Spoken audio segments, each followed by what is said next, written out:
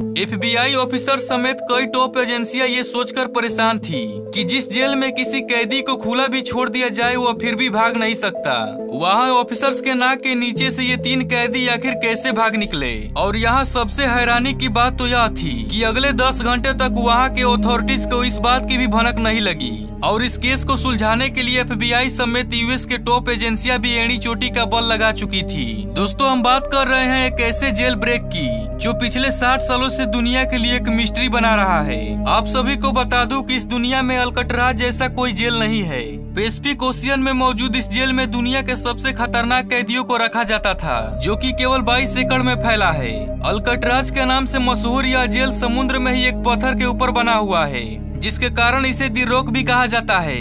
दोस्तों, एक तो यह जेल चारों तरफ समुद्र से घिरा हुआ है और दूसरा इसकी कड़ी सुरक्षा के लिए इसके चारों तरफ 15 फीट ऊंची फेंस भी लगाई गई है। हालांकि दोस्तों, यह जेल पैसिफिक ओशियन के ओपनिंग में मौजूद है, जिसके कारण तेज हवाएं और समुद्र की खतरनाक लहरें इसको हमेशा घेरे रहती है। और इन्हीं सभी कंडीशंस को ध्यान में रखते हुए साल 1914 में इसको फेडरल प्रिजन घोषित कर दिया गया, जहाँ हद से ज्यादा सुरक्षा दी जाती थी।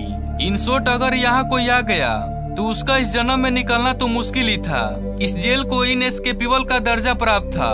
लेकिन 12 जुलाई 1962 को अल्कट्राज का सारा भ्रम टूट गया, क्योंकि इसी दिन 3 कैदी वहां की सिक्योरिटी को मात देकर फरार हो गए। और इस पूरे कहानी का मेन किरदार यही 4 लोग हैं, जिनमें क्लियरेंस एंगलिन और जॉन एंगलिन आपस में भाई हैं। और इन दोनों भाइयों को एक बैंक रॉबरी के केस में यहाँ अल्कट्राज में रखा गया था। उसके बाद तीसरा है फ्रैंक मोरिस, जो कि 13 साल की उम्र से ही जेल का मुंह देखता रहा है और इसको भी अल्कट्राज में बैंक रॉबरी के केस में रखा गया था। और चौथा है एलन वेस्ट, जो कि पहले भी कई बार दूसरे जेलों से भागने की कोशिश कर चुका है, इसीलिए इसको अधिक सुरक्षा के लिए अल्कट्राज में रखा गया। एलन वेस्ट कई वर्षों से अल्कट्राज में था, इसीलिए इसको बाकी के मुकाबले जेल कंपाउंड के बारे में अधिक जानकारी थी। सबसे पहले अल्कट्राज से भागने का पलायन एलन वेस्ट ने ही 1961 में अपने इन 4 दोस्तों के साथ मिलकर बनाया था।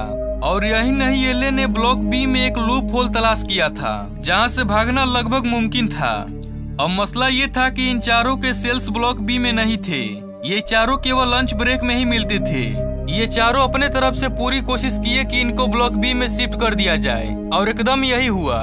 इन चारों का गुड लक था कि इनको ब्लॉक बी में जल्दी शिफ्ट कर दिया गया, और वो भी एक बराबरी में। इस तरह इन चारों का पहला टारगेट पूरा हो चुका था और चारों कैदी एक साथ ब्लॉक बी में शिफ्ट हो चुके थे। और अगले दिन आने वाले 2 सालों तक ये चारों क्या खिचड़ी पका रहे हैं, ये किसी को कानो कान खबर नहीं थी। 12 जुलाई 1962 को डेली रूटीन के अनुसार सुबह के 7 बजे जेलर साहब कैदी को उठाने के लिए निकले। और उस समय असेंबली में जब काउंटिंग की गई तो 3 कैदी मिसिंग थे।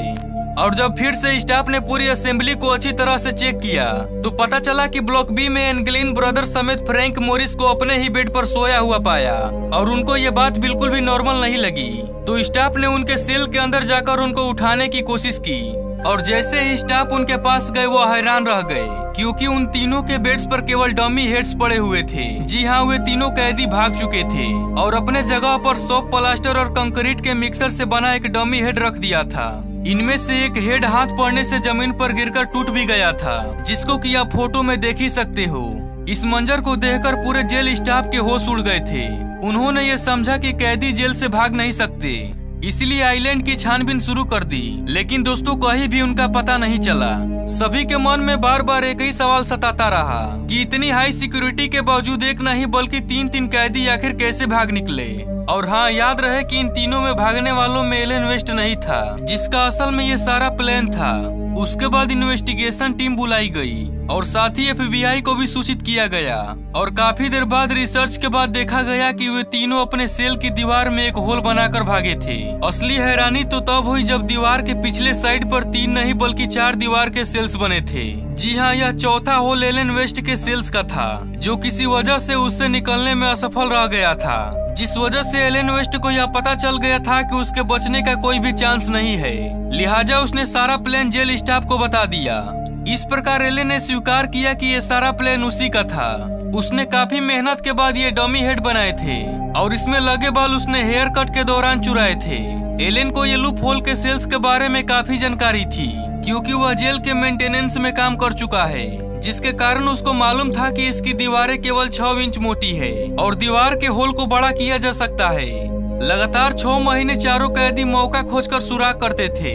वे किचन से चुराए हुए चमचों से ये काम करते थे, जबकि बाद में इन्होंने एक ड्रिल मशीन भी बना ली। वे लोग इस खुदाई को सीक्रेट रखने के लिए उसके सामने कोई सामान रख देते थे और यह सारा काम जेल में म्यूजिकल आवर के समय करते थे। उनके द्वारा बनाया गया यह होल वहां निकलता था जहां कोई भी सिक्योरिटी नहीं होती थी। वे चारों जेल में मेंटेनेंस का काम करते थे, जिनके कारण उन चारों पर जरा भी शक नहीं होता था। और एक रात वे तीनों छत पर लगी पाइप से नीचे उतरे और 15 फीट फेंस को टॉप कर भाग निकले। उन्होंने भागने की तैयारी पूरी कर रखी थी और रेनकोट की मदद से एक क्राफ्ट भी बनाए थे, जिससे कि वह समुद्र को पार कर सके। पर FBI के लिए सबसे बड़ा सवाल यही था कि भागने वाला कैदी कहाँ है। कोई भी डेड बॉडी 2 दिनों बाद पानी पर फ्लो करने लगती है, लेकिन अगले कई सालों तक इन्वेस्टिगेशन टीम को ना कोई बॉडी मिली और ना ही कोई बॉडी पार्ट। इसके बाद आज तक इनका कोई अता पता न चल सका। इस घटना के अगले ही साल अल्कट्राज को बंद कर दिया गया। साल 1979 में FBI ने भी हिम्मत हारकर इस केस से हार मान ली। अब केवल US के मार्शल एजेंसी के पास ही यह केस ओपन है। अल्कट्राज आइलैंड को आज नेशनल पार्क में बदल दिया गया है, जहां पर टूरिस्ट ब्लॉक B में उन सेल्स को देख सकते हैं जहां 60 साल पहले एनग्लिन ब्रदर रहते थे। उम्मीद है दोस्तों आपको यह वीडियो काफी पसंद आया होगा।